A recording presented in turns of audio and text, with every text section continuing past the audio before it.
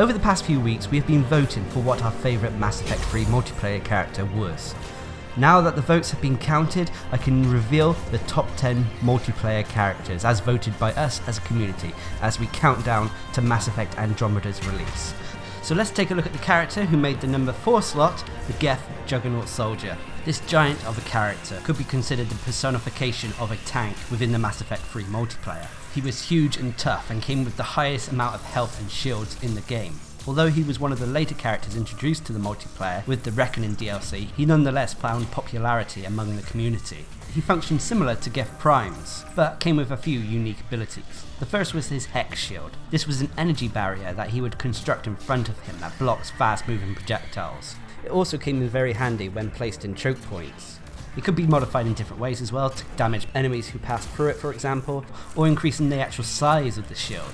I personally like Damage Synergy, which increased the damage of the Geth Juggernaut by 10% whilst the shield was active. His next ability was Siege Pulse, a very useful ability that not only helped the Geth Juggernaut deal damage, but also helped his survivability. It was highly effective against all types of protection as well, including armor, shields and barriers. When activated, the Geth Juggernaut would spawn charges on his right shoulder. These charges would indicate how many Siege Pulses could be fired before needing to recast the ability. So once you cast it once, every time you press the ability button again, it would fire one of these high damage dealing siege pulses at targets. Initially you would have 3 charges, but this could be modified to increase the amount up to a maximum of 4. However, the main way I used the Siege Pulse was to give the Geth Juggernaut damage protection. In the Siege Pulse talent tree, for each charge stored, the damage you take would be reduced by 10%. Making for a 40% total damage reduction if all the charges were active. This, alongside his Hex Shield, gave the Geth Juggernaut huge survivability. If you wanted to deal damage, you could fire off the Siege Pulses, of course. These could activate tech combos like Tech Bursts, Cryo Explosions and Fire Explosions, although the Geth Juggernaut could really only set them up if he used some sort of elemental ammo. His third and final ability was the Geth Turret. This was found on other Geth characters, but it came in fairly useful, not so much in terms of damage, but the fact that it could restore shields. The Geth Juggernaut has 2,000 shields, and being able to restore even just a percentage of this was quite useful. Although I wouldn't say that the Geth Turret was the most essential ability for the Geth Juggernaut to take. As for the passives, you had your standard stuff to increase your weapon or power damage, but in place of fitness came Hardened Platform. This functioned similar to a fitness tree, so it increased the Geth Juggernaut's health and shields, but if you spec deep down into it, you could take either Squad Command or Power Transfer. Squad Command gave a buff to your allies to deal 10% more damage as long as they remained within 4 meters of you.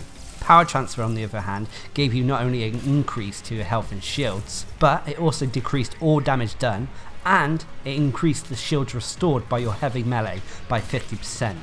Power Transfer, along with the Hex Shield and Siege Pulse, really did turn the Geth Juggernaut into a tank. As for the standard abilities like Dodge and that came with the Geth Juggernaut, he did have decreased mobility to make up for the fact that he was so tough. As a result, he couldn't take cover behind chest-high walls and that, and he couldn't even sprint. This was his biggest disadvantage, especially when it came to quickly restoring your ammo or when you're running for an objective.